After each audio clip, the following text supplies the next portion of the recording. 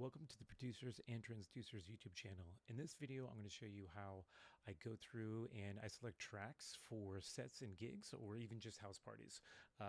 My favorite definitely venues are house parties, not really venues. I like the intimate vibe and the feel, and like just being able to share my music with the people that I know that really appreciate it. So what I initially do is I try to identify specific sounds or like vibes that I want to get across during my sets. I have a particular sound that I know that people know that I like to play. I like bass house, or what I refer to as dirty bass house music, which is known for like California, like Brazilian bass house music, things like that, with like a little bit heavier bass sound with like house music or even tech house. So once I decide kind of like on which kind of directions I want to go, when I go into rekordbox, what I do is I will create three different playlists, and it's going to be like gig start, gig mid, and then we'll do gig end. You can kind of see with some of these. This is from one, like this was a set that I did for my birthday weekend, where me and a bunch of friends went out into a property and had a wonderful time. And I broke it up into, again, three different parts. So I was able to play my set, which I had the initial opening part, and then this part is for a DJ duo that I do with my good friend Craig. We're known as Andrews Anonymous. And then we have the After Dark playlist, and each one of these has a little bit different of a vibe and a little bit different of a feel. Again, I have my sound, and I like to incorporate a couple other different ones, so that way it's not always the same. And what another really cool part is, I go through so much music, I'm always able to have and bring new music. That was one thing that I heard that someone really enjoyed about my set, was how much they enjoyed hearing it, because they knew that they were going to hear something new. I wasn't going to play the same stuff over and over again. Now, the way that you can build it is several different ways. I generally build it to where, you start off a little bit slower, then, you build up the energy a little bit more, and then you build up a little bit more.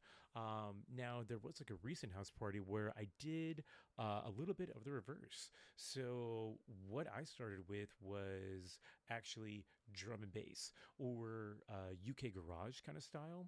And that was a really cool way to start the set. I was playing at a time slot that was, around, like the heavy hitters. So I wanted to start off with something that would capture them. And, with whatever or gig or vibe or sound that you're looking for, you should be able to go through and select tracks that are very similar in sound. And I would definitely suggest to keep that way, to keep that vibe going throughout whichever parts that you're going through. And again, I break it into three different sections. Like I said, if you're playing for an hour, about every 20 minutes, you can kind of change the style a little bit. Now, I know that there are definitely some people who do it a little bit differently. They could be genre fluid, which means that they just go from different genres all the time, which is cool too. But if you're gonna do that, I would definitely recommend to try to keep it the same genre or feel for at least three tracks, because you want to kind of keep them and get them in a groove for a second, and then move. Because if you're constantly jumping around, it can be kind of confusing, especially for the people that are there to dance. That can throw them off a little bit. So keeping within these same little grooves for these set periods of times really helps the people on the dance floor kind of really get to groove and connect with you. So like, what I also like to do is, I know some people even plan out their sets like track for track, meaning, so if you have like an hour set, they're like, oh yeah, I selected like 12 or 13, or however many tracks that you have for your set.